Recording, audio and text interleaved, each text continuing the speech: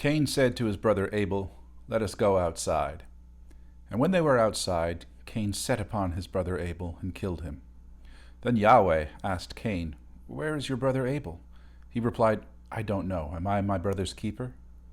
And he said, "What have you done? Listen, your brother's blood cries out to me from the soil. Hence you are banned from the soil which forced open its mouth to take your brother's blood from your hand. When you till the soil, it shall not again give up its strength to you. A restless wanderer shall you be on earth." Cain replied to Yahweh, "My punishment is too much to bear. Now that you have banished me this day from the soil, and I must hide from your presence and become a restless wanderer on earth, anyone might kill me on sight. If so," Yahweh said to him, "whoever kills Cain shall suffer vengeance sevenfold." And Yahweh put a mark on Cain, lest anyone should kill him on sight. Thereupon Cain left Yahweh's presence and settled in the land of Nod, east of Eden. Oh, hello.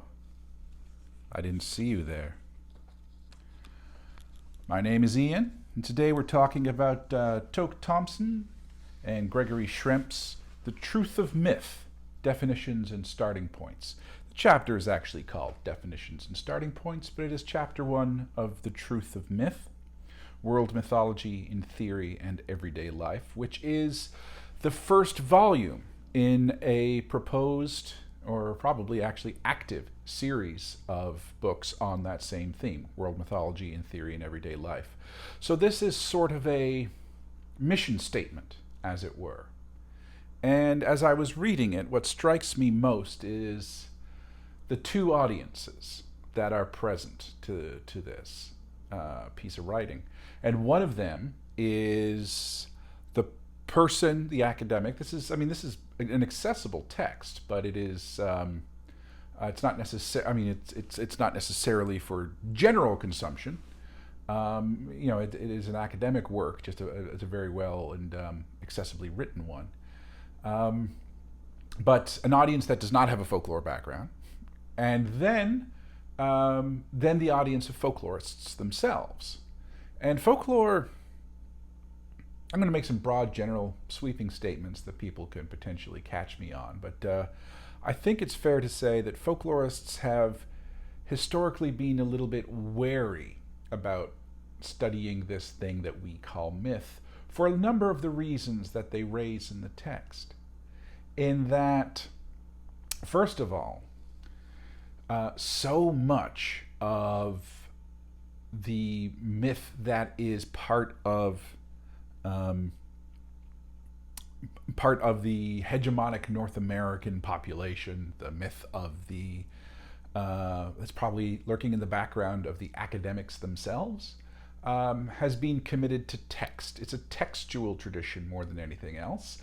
And, no, not more than anything else. That's an oversimplification. But there is always a text. And the fact that there is a text, the fact that it has been rendered into a more permanent medium, and more importantly, the fact that the text becomes an article of faith, literally, that this has been set down, and then it is enshrined with a certain permanence, and traditions of maintaining that permanence are set forward, so that the text is the default variant, as it were. Because when we talk about oral literature, we talk about the fact that these are narratives that, when they're in oral circulation, however much the audience and however much the teller is committed to the idea that these stories have not changed, we know that they are subject to some kind of variation. And that variation isn't a matter of mistake. That variation is a matter of refreshing the text, making it ongoingly relevant.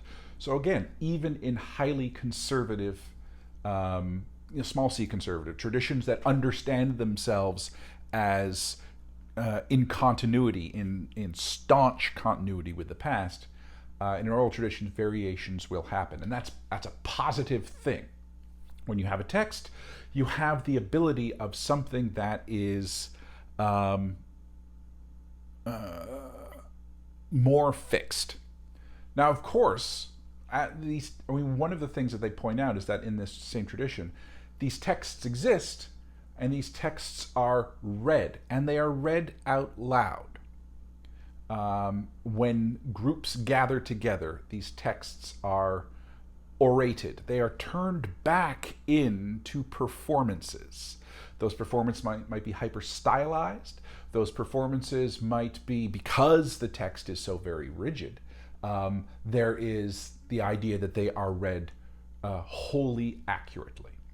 But we see this in many of the Western textual-based traditions, where the reading is a privilege, and the reading is being able to further communicate the text is a mark of particular status, where the very act of reading out loud from the text is reserved for particular people. So you have the bar mitzvah, for example, in Jewish tradition, where when they hit 13, or the bas mitzvah, when they hit 13, that is when they are able to read the text in temple.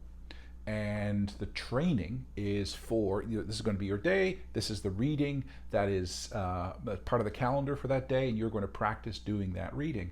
And then you are able to give voice to that tradition. So even in one of the fundamental rites, the marker that changes a person from being a child to an adult to being an active, important, or at least vital, respected, it seems to be dissing children for some reason. A shift in status, a shift that I am no longer a child, I am an adult, I'm a man, I'm a woman.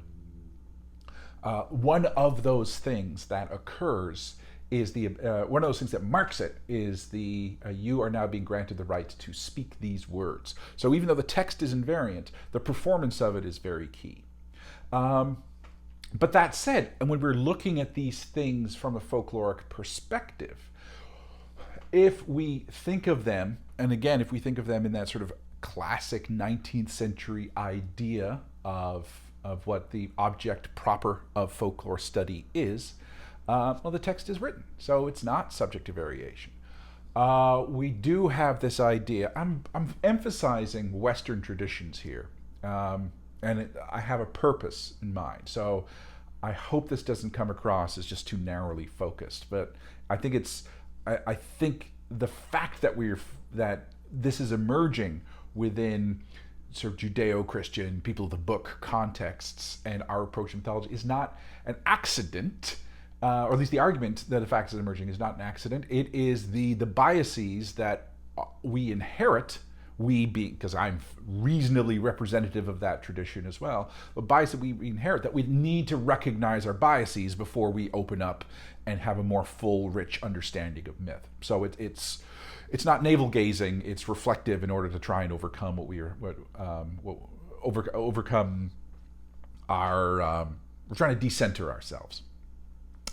So, where was I? Reading, yes. So when we're thinking of these things as fixed, we are thinking of them as outside of the folk realm, fundamentally. Again, in that 19th century idea. There is that emergence of a recognition that the narratives become operative, and that they are, that the story might be fixed, but a culture that is, what's the word I'm looking for?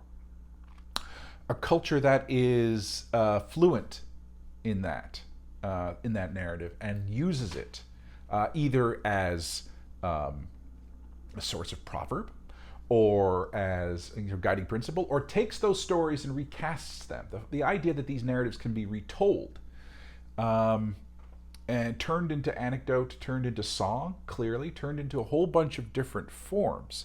There is still that rigid division at first with the idea that, but these are religious texts, and therefore they are, no matter what the folk do with them, when the folk are dealing with these religious texts, they are dealing with this thing called religion, which is kind of outside of our folk process. And slowly those lines got erased. It's like, oh no, they are like anything. They are taking whatever is at their disposal, and they are meaning making from it. So they are recreating new texts, and they're recreating new texts as a part of their vernacular religious practice as well. How they understand faith and how they understand their their operative conditions. So they work it in that way. So slowly you get this idea that the texts, even though it's still sort of fixed, as it were, you can sort of talk around it because you're talking about cultures and communities that have it as an informing principle, and you can't avoid that.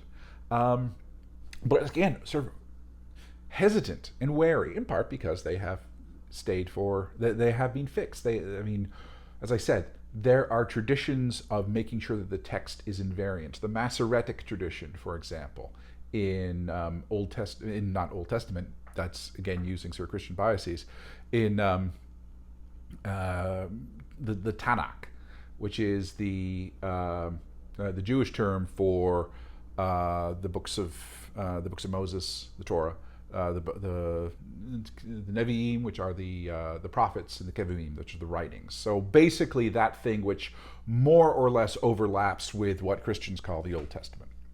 There's the whole Apocrypha thing. I'm not going to talk, or Deuterocanonical, depending on your tradition. I'm not going to get into that. But there is a long tradition of, prior to the age of mechanical reproduction, of making sure that when one is hand copying precisely and exactly. And so to be a Masoret, to be someone who is a scribe, is a long process, in part because of the weight that is imposed on making sure that this thing is perfect, that this thing is the copy is perfect. And of course we have medieval scribes and that whole sort of tradition that we now see more than anything in almost in sort of comic form of like the monks at their table making copies. That's what they were doing. That was what we had before Xeroxes, kids.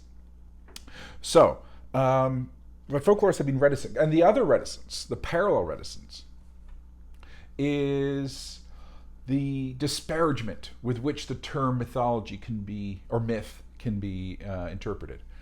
We have this idea that myth equals, we don't, but it is so embedded in our language that it's difficult for us to dislodge. And certainly on the grand scheme, in its vernacular, common sense usage, myth is often associated with falsehood.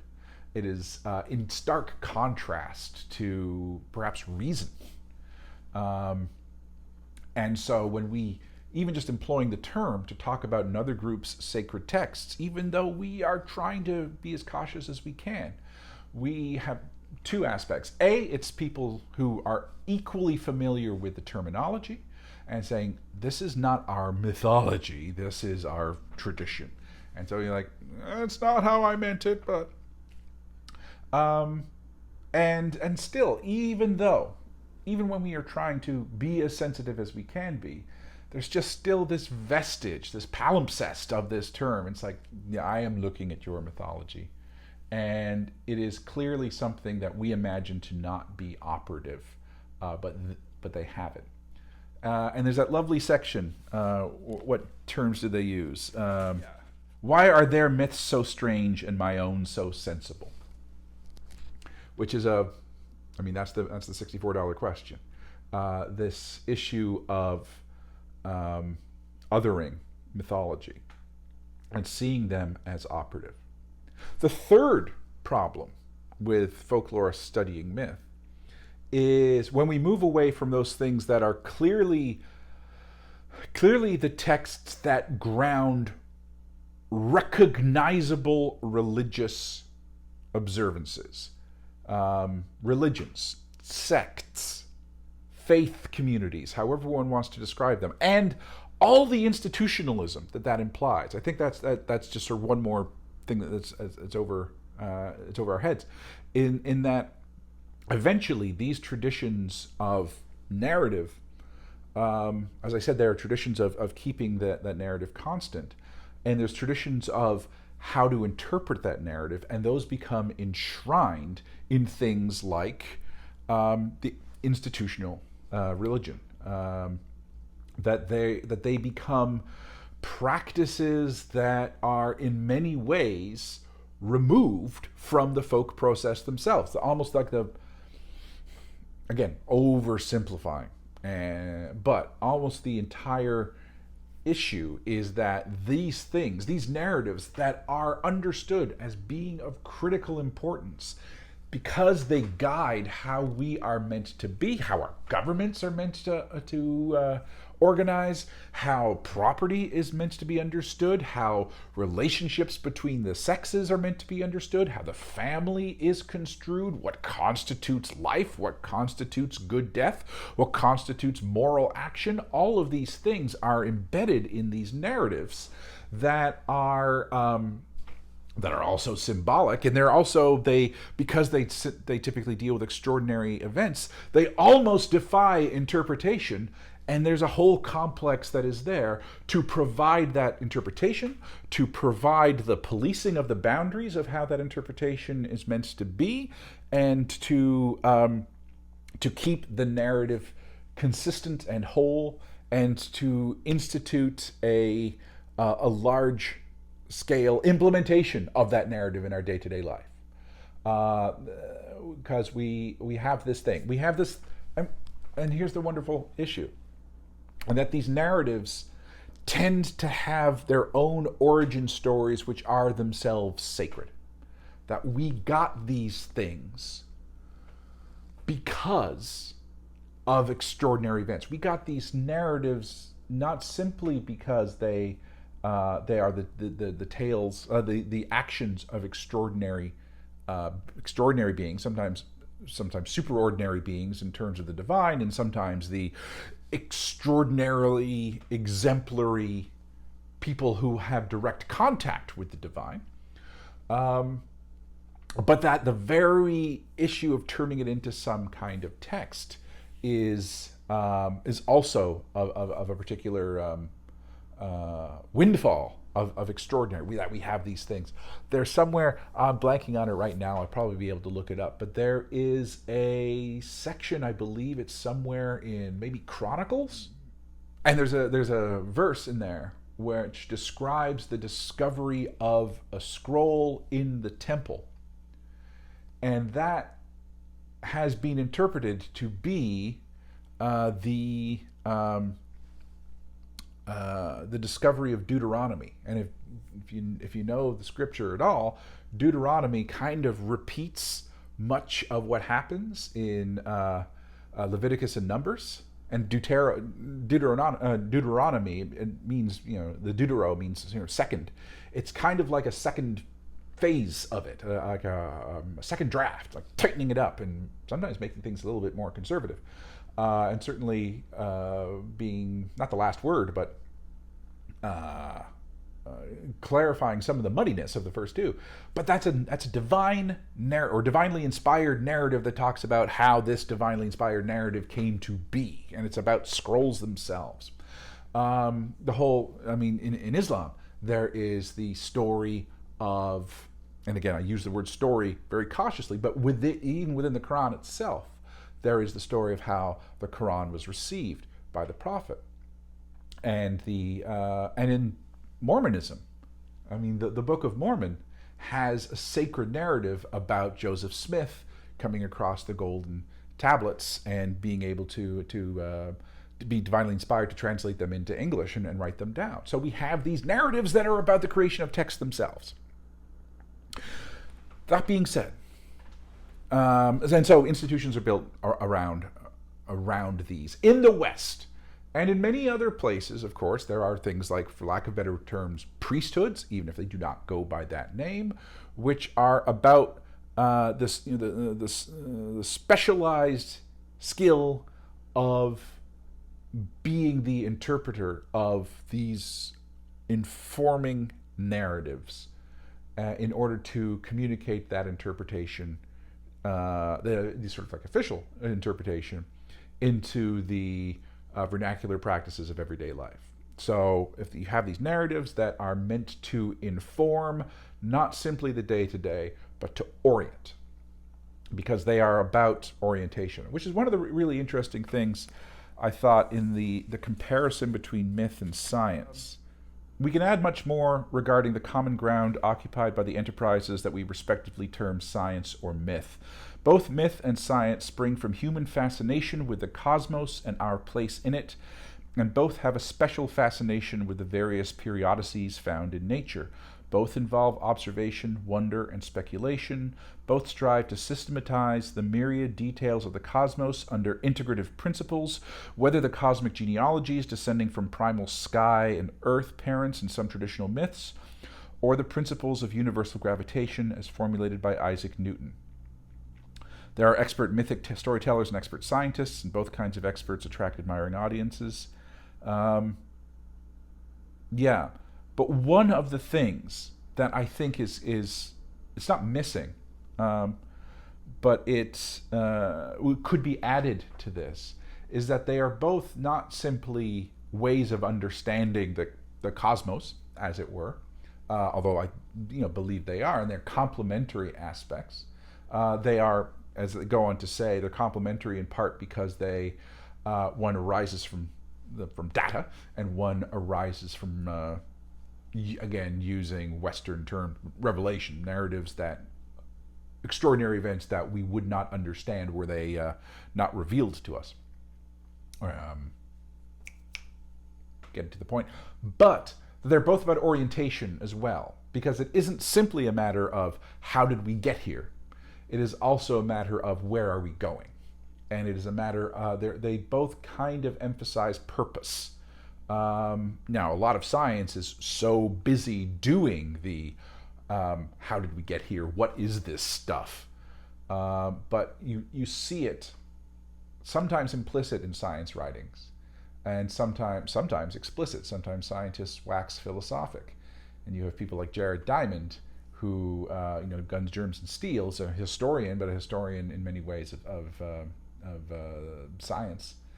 And they are about orientations. They are about, that science is as much about knowing what we know, not simply about stuff, but about fundamentally there's issues of purpose. And so how do we orient ourselves in that way? So there is some interesting overlap. The other thing, I'm getting back, I guess, to point 3, which I picked up for a second and then disappeared, ran with. The other point is that, so we have these narratives, but we have other narratives as well. We have these operative stories of our past. And I do love that idea that a story is something that is meant to have happened somewhere else outside of the performance. That is a thought that maybe it is original to them, that makes so much sense, and I had never quite thought of it that way. Which is delightful. I mean, the relaying of experience, an experience that is almost by definition in the past, although of course we can write speculative fiction and point it to the future, but just as importantly, it is something that it isn't here right now, and therefore all we have are the structures of narrative in order to make that sense to you, and that's delightful. But as I said, one of the things are these narratives. They're typically historical narratives. They are typically historical narratives. They can actually be fiction narratives as well. You can talk about things like how Star Trek has become mythic in terms of it being a narrative that is operative. It would be difficult to call it myth, because I do not think that people who adhere to a Star Trek mythos believe that these events actually happened, that they are part of actual real history, especially since they take place in the future. But they do suggest some kind of orientation. But they become operative narratives. But most of the time we're talking about historical. And when I go through myth in class, one of the things I do talk about are things like the myths of the American founding fathers, where it's a narrative of a history that actually happened, that we can verify through documents, through through all the data that history as a science understands as valid data for making a conclusion, I mean, to certifying things, and especially since it took place within what we understand as the historical record. So it is not a matter of belief that George Washington existed, but the narratives become reframed through people like Parson Weems, who took the George Washington narratives and created things like I cannot tell a lie and the chopping down of the cherry tree, and fundamentally began to create this mythos. And then, you know, the almost sort of divinely inspired idea of the American Constitution and the notions of originalism, and how this document is fundamentally sacrosanct, but sacrosanct to the point of it speaks for itself, and it is a product of virtually unhindered, inspired genius, as opposed to a work of genuine intelligence and good faith, but still a human work that requires updating and amending. And those are the sort of the two flanks. One is fundamentally it's a sacred text, and one is it's a very, very good text. And you know, how do you sort of work between? But the founding fathers, they become operative. They become figures that in the history, it is almost mythic in terms of you cannot really, can't question them. You can't question the narrative that has built up around them.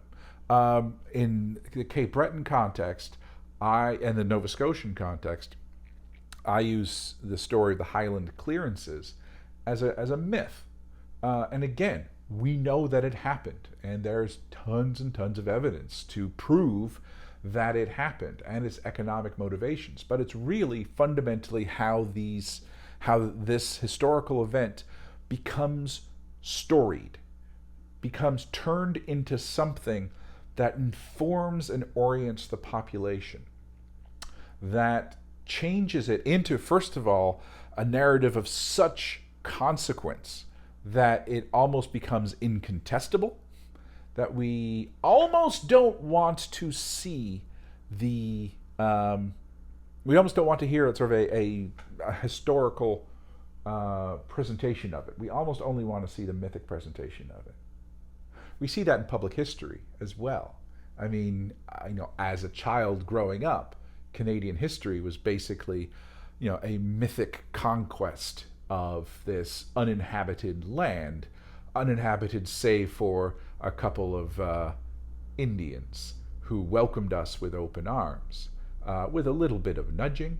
And I say us because I was raised in a white supremacist school, so that's the narrative that we had. Oh, and the French were there, but we quickly showed them what for, what. And then we eased into Confederation, and everything was cool. And so, Canada being an English-French nation, which we because we were so cool and so forward-thinking, we allowed the people to be, even though we had kicked out the French aristos and took over this wonderful Commonwealth and created this new colony on a hill. And that was the story. And that was the story that is difficult to dislodge. And it's difficult to dislodge because myths are orienting. Myths ground the individual in a sense of the thing that is larger than themselves. And then there are whole systems, for the most part, there are whole systems that hold on to those narratives, that keep them enshrined, that keep them operative, because on one hand, it's useful when everyone has the same orientation. And there are pragmatic reasons. Now, those pragmatic reasons silence people who don't fit into that narrative and turn people who don't fit into that narrative into fundamental either victims, active victims, or losers. But they lost that issue. And we see it, or we were seeing it right now. Because when we take these stories and we turn them into myth, and we turn them into something that is meant to communicate our place, we end up doing things like erecting statues to Cornwallis. We end up doing things like renaming the landscape according to prospects of the natural good that is colonization, the natural good that is bringing Europeanness to North America. I hope you read the scare quotes in what I was saying. So the thing about folklorists talking about myth is that it has to be an embedded practice, because we can put on our academic cloaks and we can objectively look at even our own traditions, as it were. Like, we can look at our own faith communities, if we have faith communities. And certainly even those of us who don't have faith communities like myself, we are raised in their shadow so much that we almost can't help but be informed. Even we're being informed in part, and our definitions of ourselves are expressly in antithesis to that. So much so that, well, we're being informed by them, if only by contrast. But we can put on these objective cloaks because they are, however much they diffuse into our everyday practice, we have enough of a sort of tradition, enough of a critical mass of material that we can cleverly abstract these things. But then we really need to look at our own lives. And we really need to look at the myth making that we do, even on the small scale. This year, in 2020, when I'm recording this, at the American Folklore Society, there was this shattering workshop. And it was basically saying we need to dismantle the mythology of the practice of American folklore scholarship. And we have to start taking some of these founders to task for their assumptions, their worldview that gets embedded into the scholarship in a way that closes the scholarship off from so many.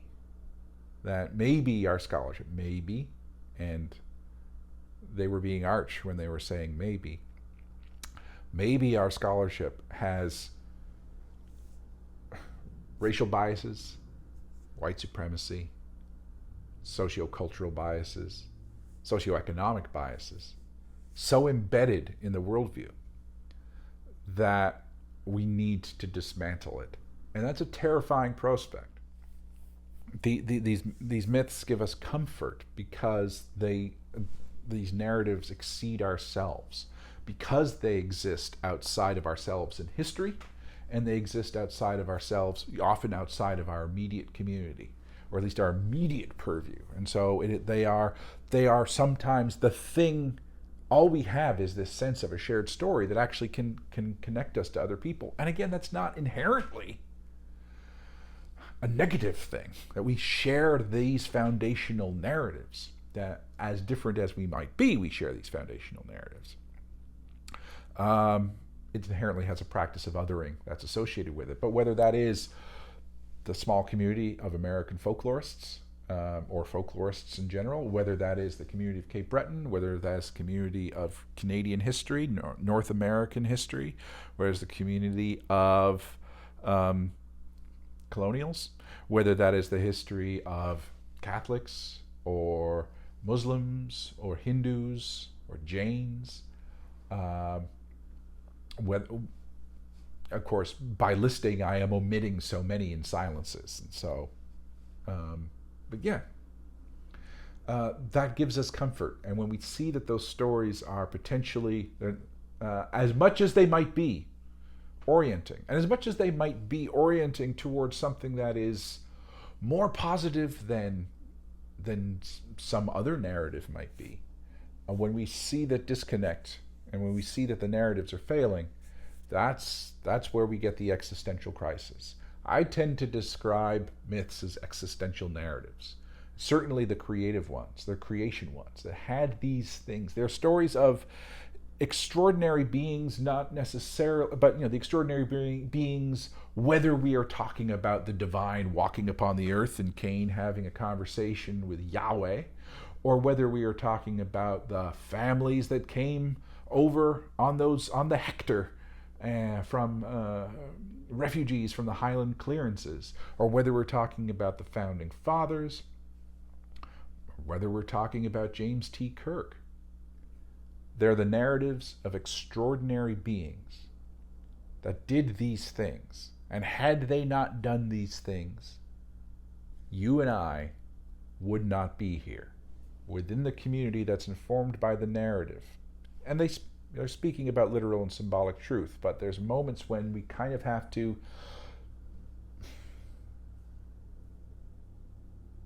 undichotomize that literal and the symbolic. And that on one hand, we sort of have to act as if they were literal events, at least when we are in the performance of their celebration and the performance of their recommitment,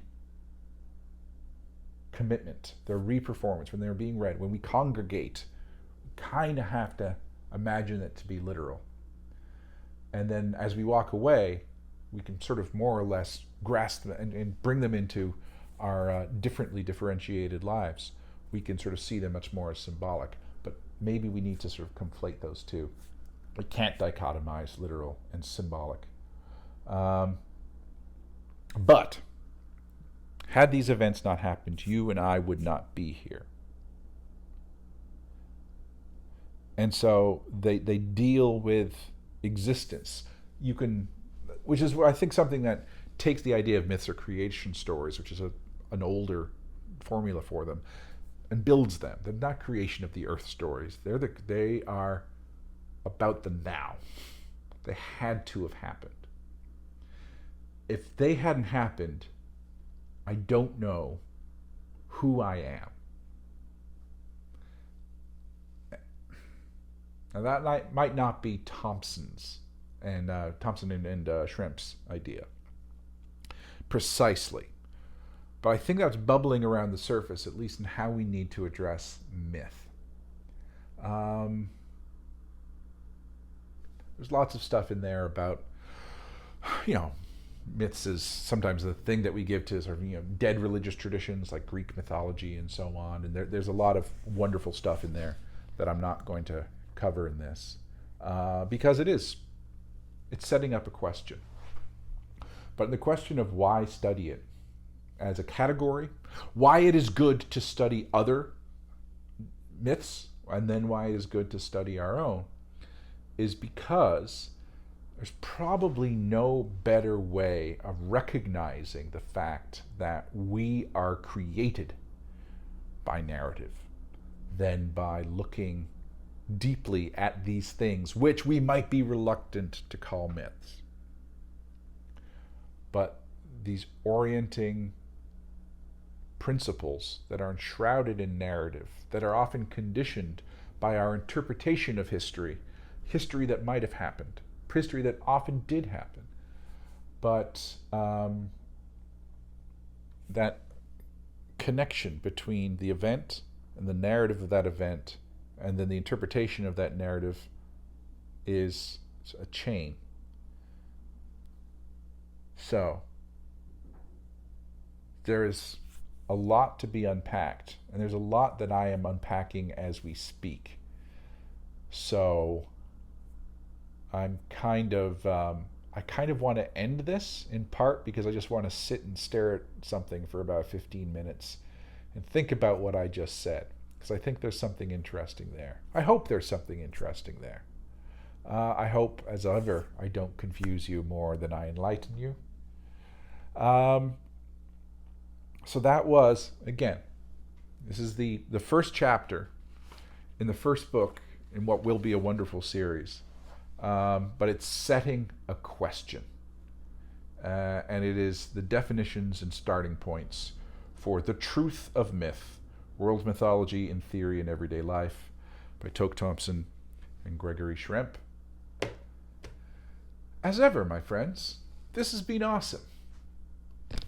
I wish you nothing but the best. Be well.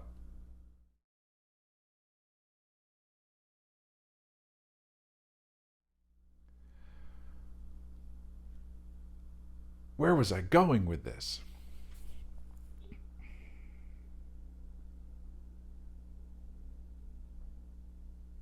Right.